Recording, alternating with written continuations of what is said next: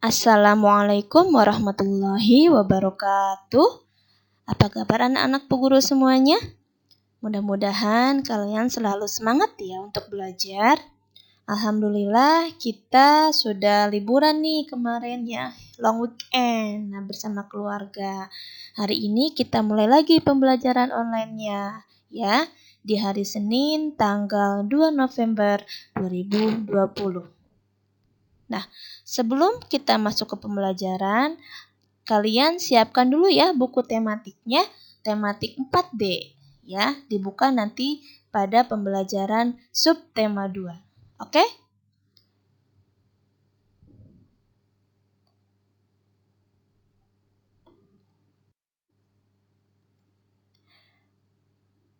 Mari kita bersama-sama membaca basmalah untuk memulai pembelajaran hari ini. Bismillahirrahmanirrahim. Nah, hari ini kita akan belajar tentang jenis-jenis pekerjaan, pemanfaatan teknologi terhadap kelestarian sumber daya alam, menilai kejadian dan mengidentifikasi sifat tokoh serta pesan moral yang terdapat dalam teks cerita yang dibaca, dan makna sila kedua Pancasila. Oke, udah siap belajar? Oke, kita mulai dengan tebak-tebakan. Nah, Bu Guru punya tebak-tebakan nih. Apakah aku? Aku adalah jenis pekerjaan yang menawarkan barang kepada konsumen atau pembeli. Nah, jawabannya adalah pasti pedagang. Oke, ada juga jenis-jenis pekerjaan yang lain. Nah, hari ini kita mulai materinya tentang jenis-jenis pekerjaan. Disimak ya.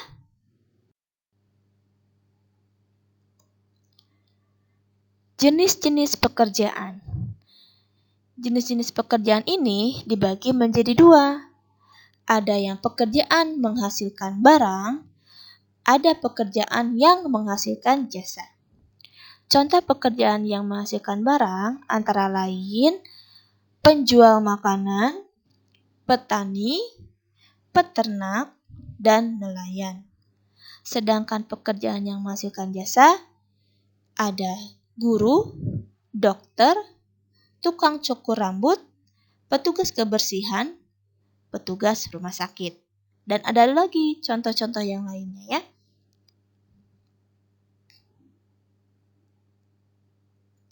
Nah, pekerjaan ini tidak akan lepas dari kegiatan ekonomi. Dalam satu kegiatan ekonomi ada yang namanya produsen. Nah, produsen ini apa sih? Orang atau pihak yang menghasilkan atau mengolah barang. Contohnya petani. Nah, ada juga namanya distributor. Distributor ini adalah orang atau pihak yang menyalurkan barang. Contohnya agen beras.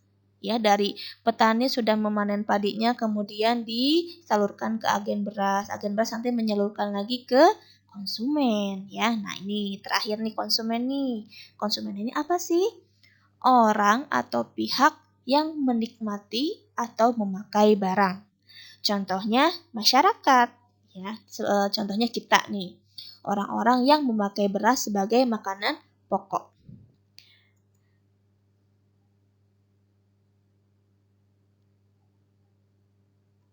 Nah, berikut ini adalah alur dari proses kegiatan ekonomi mulai dari produsen, distributor, dan konsumen. Mula-mula padi ditanam dan diolah petani hingga menjadi beras. Nah, itu produsen ya.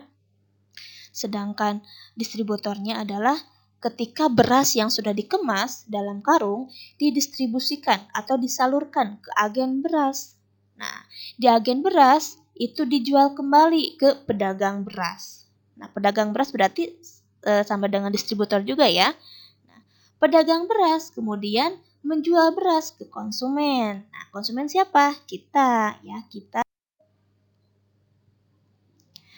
Nah, sekarang kalian lihat buku paket halaman 38 sampai 39. Di sana ada cerita tentang kisah pedagang jujur dan pedagang yang curang. Nanti kalian jawab pertanyaannya, siapa saja tokoh yang ada dalam cerita?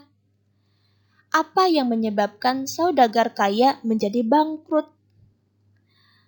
Apa yang menyebabkan pemuda tersebut menjadi kaya raya?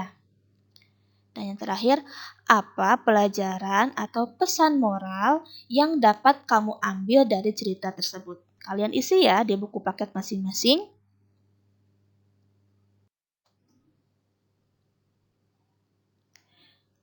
Pesan moral itu merupakan kalimat tersirat yang berisi saran, anjuran, atau nasihat bagi pembaca atau pendengar cerita tersebut. Tujuan pesan moral itu adalah agar pembaca mengamalkan nasihat atau saran dalam kehidupan sehari-hari. Pesan moral dapat ditemukan dengan membaca sebuah cerita secara seksama. Pesan moral juga dapat ditemukan dari watak atau sifat tokoh dalam cerita. Jika sifat tokoh terpuji, maka pembaca diharapkan meniru watak tokoh tersebut dalam kehidupan sehari-hari. Dan jika sifat tokoh dalam cerita kurang terpuji, diharapkan pembaca tidak meniru atau menghindari sikap tersebut. Ya, begitupun dari cerita kisah pemuda jujur dan pedagang yang curang. Nah, kalian harus ambil nih pesan moralnya apa ya. Sifat tokoh terpuji dari cerita itu apa. Nah, itulah yang menjadi pesan moralnya.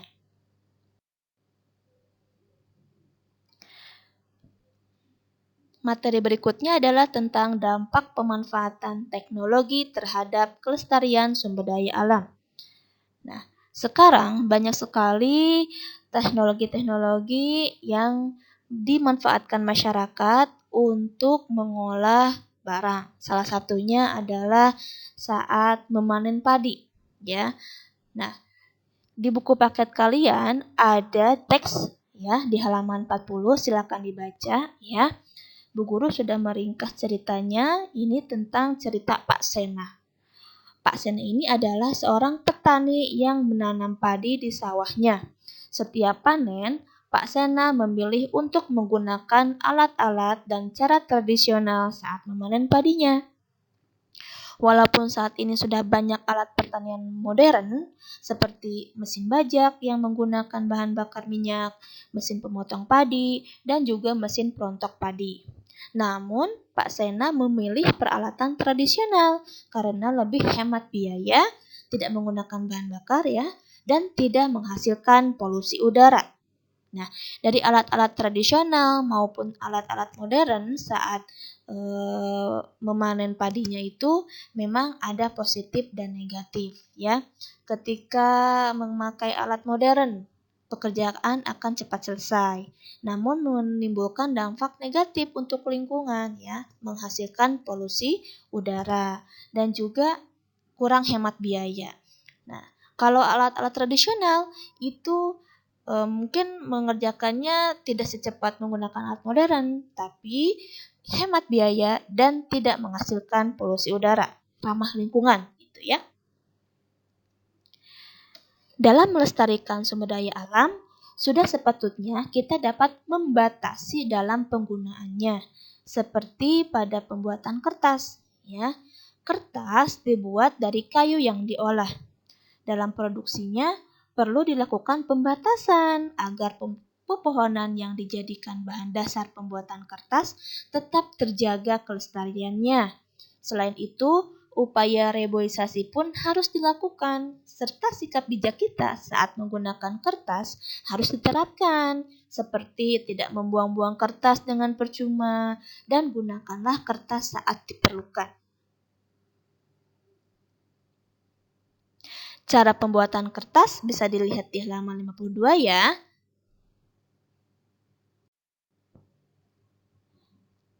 Industri kertas merupakan salah satu kegiatan ekonomi menghasilkan barang. Jenis sumber daya alam yang digunakannya adalah tumbuhan atau pepohonan yang ditanam di hutan atau di perkebunan. Nah, kalian silahkan tuliskan nama pekerjaan, jenis barang yang dihasilkan, dan sumber daya alam yang digunakan dari gambar-gambar berikut. Nah, gambarnya terdapat di halaman 53. Nah, yang ini ya, kalian isi ya di buku paket kalian masing-masing.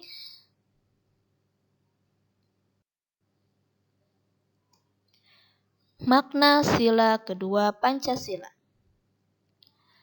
Semua jenis pekerjaan itu baik dan bermanfaat untuk orang lain. Contohnya, jika tidak ada petani nih, siapa yang akan menanam padi untuk memenuhi kebutuhan kita? Jika tidak ada penjahit, siapa juga yang akan membuat baju kita? Nah, begitupun dengan pekerjaan yang lainnya. Jangan pernah beranggapan bahwa satu pekerjaan lebih baik dibandingkan pekerjaan lain. Tidak membeda-bedakan jenis pekerjaan sesuai dengan pengamalan sila kedua Pancasila. Nah, isi dari sila kedua Pancasila itu berbunyi kemanusiaan yang adil dan beradab. Nah, makna simbol sila kedua itu adalah mata rantai segi empat, ya, melambangkan laki-laki, mata rantai lingkaran melambangkan perempuan. Nah, di rantai ini ada yang segi empat dan lingkaran kan ya. Untuk yang segi empat itu melambangkan laki-laki, kalau yang lingkaran melambangkan perempuan. Mata rantai yang saling berkaitan melambangkan hubungan antar manusia yang harus bersatu dan saling membantu sehingga menjadi kuat seperti rantai. Sila kedua Pancasila mempunyai makna sebagai berikut.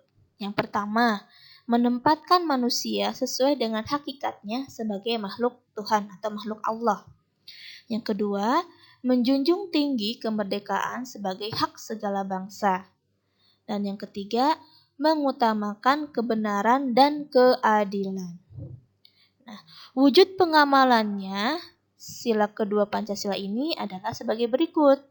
Ya, yang pertama, mengakui persamaan derajat, hak, dan kewajiban manusia.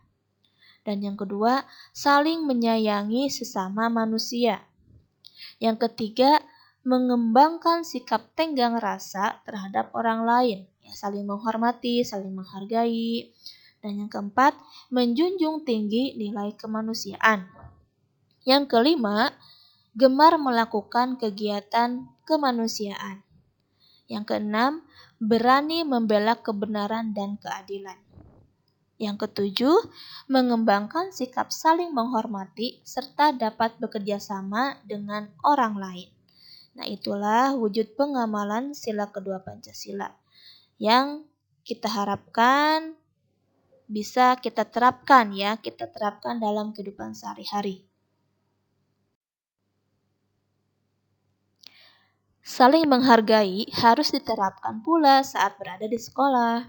Kesepakatan kelas atau peraturan kelas agar saling menghargai teman dibuat untuk dipatuhi dan dilaksanakan seluruh siswa. Contohnya seperti menghormati guru, berbicara santun, menghargai pendapat orang lain, menjaga kebersihan kelas, dan menjaga ketertiban kelas. Nah, sekarang kalian amatilah gambar di halaman 61, 73, dan 74. Lengkapi gambar-gambar tersebut sesuai perintahnya. Ya, silakan dikerjakan. Alhamdulillahirrabbilalamin. Pembelajaran kali ini sudah selesai. Semoga bermanfaat ya. Silakan diisi untuk tugas-tugas hari ini di buku paket masing-masing. Tidak dikirim ke walas masing-masing ya. Insya Allah nanti hari Jumat kita akan bahas bersama-sama. Terima kasih semuanya. Wassalamualaikum warahmatullahi wabarakatuh.